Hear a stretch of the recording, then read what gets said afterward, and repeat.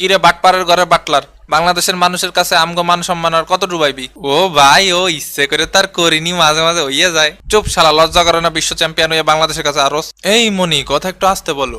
আরে সাকিব ভাই আর কোয়েন না, আরবো ওয়ান ডেতে আরবো, টি-20তে আসছে। সবই মিরপুর পেডিফিল্ডের দোয়া। এ সাকিব ভাই, আপনি কি করতে চাচ্ছেন? ধান খেতে দুহাই দিয়ে আমার এই দুর্দান্ত, অসাধারণ, অনবদ্য, অশান্ত ইনিংস ইটারে আপনি অসম্মান করছেন। আরে শান্ত দেখি অশান্ত হয়ে গেছে। ঠিকই আছে, শান্তরে শান্ত থাকলে ভাল লাগে না। শান্ত হয়ে যাও অশান্ত, জয়লা ওঠো বউয়ের শক্তিতে। তুমি বন্ধু কালা পাখি সাকিব। শাহিন, এ দূরো সাকিব ভাই। হ্যাঁ কি ভাই? নটি ইয়ে মানে দুষ্টু পোলাকে ধরে ফেলেন। আরে তোরা ব্যাপারটা বুঝোস নাই, বাংলাদেশ হইলো শাহিন আর ইংল্যান্ড হইলো দুষ্টু ছেলে। এই বাটপাড়ের ঘরে বাটলার আমগরে কি কইলো দেখলি? দুষ্টু ছেলে কইছে। এই শালাই দুষ্টু ছেলে মানে কি বুঝোস বেটা? আরে পাপন ভাই কল দিছে দেখি। আমি এখন ব্যস্ত আছি, 3টা নতুন দোকান উদ্বোধন করতে হইব।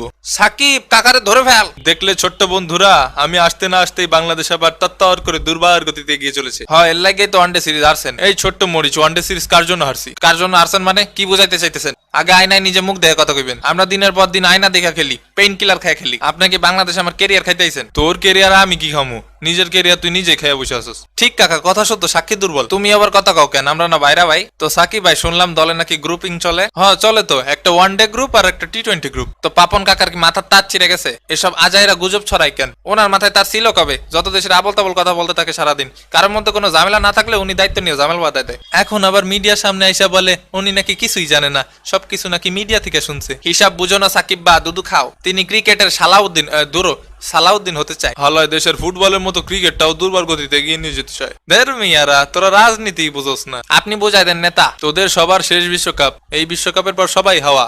এরপর তার চেয়ার নিয়ে যাতে কারাকারি না করতে পারো, তাই জাতির সামনে তোমাদের সবাইকে ভিলেন বানাচ্ছে। ওরে শালা, এত কঠিন রাজনীতি। মাশরাফি ভাইকে ক্যাপ্টেন করে 2023 বিশ্বকাপ জিততে চাই, আর আমি জেনারেল শান্তর সাথে ওপেন করব। এ বেটা, এ শোনো, এটা বিশ্বকাপ, নির্বাচন না। এই হাতুড়ি না ফাতুরি, আমার বুইলা গেছস, ধরে মাথায় বাড়ি দিবানি।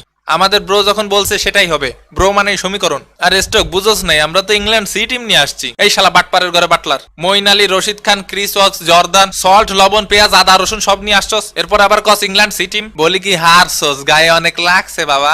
তোরা যাই কস না কেন রে, আমগো দলটা আর আগের মতো নাই। সবাই একসাথে থাইকাও আর এক নাই আমরা। কেমন জানি একটা মানির দেওয়াল, ধরো মোমের দেওয়াল। মোমের দেওয়ালে আগুন দেন সাকিব ভাই। 2019 বিশ্বকাপটা আমি জিতছি, আমার খুব শখ এই শেষ বিশ্বকাপটা আপনারা জিতবেন। সবকিছু ভুলে চমৎকার কিছু একটা দেখান না। আপনি আবার হুক কেন? মুড়ি খাবাক? কিরে ভাই, আপনার স্বভাব এখনো গেল না? দেশে আইতি বইরা দিতাম। দুরুমি এখনো বাচ্চা আছেন নাকি? কোন ব্রিটিশ আমলে আপনার লগে একটু লাগছিল, সেটা এখনো মনে রেখে দিছেন? তোরা যাই কস আর তাই কস, আমগো জেনারেল শান্ত কিন্তু দারুণ খেলতেছে। হয় একদিন সেও লিটন কাকার মতো বাংলাদেশের নাম উজ্জ্বল করবে। যাজ্ঞা, অভিনন্দন সাকিব ভাই আর বাংলাদেশ ক্রিকেট টিম বিশ্ব চ্যাম্পিয়নদের বিপক্ষে টি-20 সিরিজ জেতার জন্য। তো আবারও দেখা হবে মামা প্রবলেমের কোনো পরবর্তী এপিসোডে। সেই পর্যন্ত ভালো থাকবেন, সুস্থ থাকবেন, আর সাবস্ক্রাইব করে মামা প্রবলেমের পাশেই থাকবেন। বিদায়। ফিতিবি। খেলবে টাইগার, জিতবে টাইগার, খেলা হবে মামা।